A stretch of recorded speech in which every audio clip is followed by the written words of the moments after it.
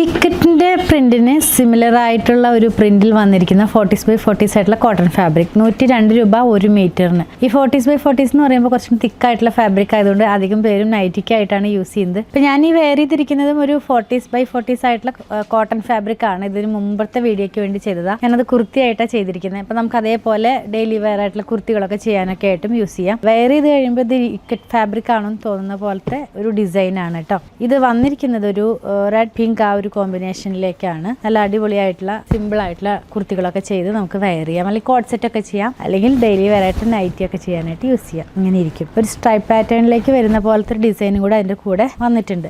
ഈ same ഡിസൈനിൻ്റെ different ആയിട്ടുള്ള colours എല്ലാം ഒരു റെഡ് മെറൂൺ ആ ഒരു കോമ്പിനേഷനിലേക്ക് വരുന്നത്. ഇതിനകത്തേക്കൊരു ക്രീം ആൻഡ് മെറൂൺ ആ ഒരു കോമ്പിനേഷനിലേക്കാണ് വന്നിരിക്കുന്നത്. വെയർ ചെയ്ത് കഴിയുമ്പോൾ ഈ ഒരു സ്റ്റൈലിലേക്ക് വരും കേട്ടോ. അത്യാവശ്യം തിക്കായിട്ടുള്ള ഫാബ്രിക് ആയതുകൊണ്ട് ലൈനിങ്ങിൻ്റെ ആവശ്യം വരുന്നില്ല. ഇത് മെറൂൺ ആൻഡ് യെല്ലോ കളറിലേക്ക് വരുന്നു, ആ ഒരു കോമ്പിനേഷനിലേക്ക് വരുന്നു. ഇതെല്ലാം സ്ക്രീൻ പ്രിന്റിൽ ചെയ്തെടുക്കുന്ന പ്യുവർ ജയ്പൂർ കോട്ടൺ ആണ്. 40s by 40s ആണ്. ലാസ്റ്റ് വൺ വന്നിരിക്കുന്നതും മെറൂൺ ആൻഡ് ഒരു ഗോൾഡൻ യെല്ലോ കളർ ആ ഒരു കളർ കോമ്പിനേഷനിലേക്ക് വന്നിരിക്കുന്നു. വെയർ ചെയ്യുമ്പോൾ ഇങ്ങനെ വരുമേ.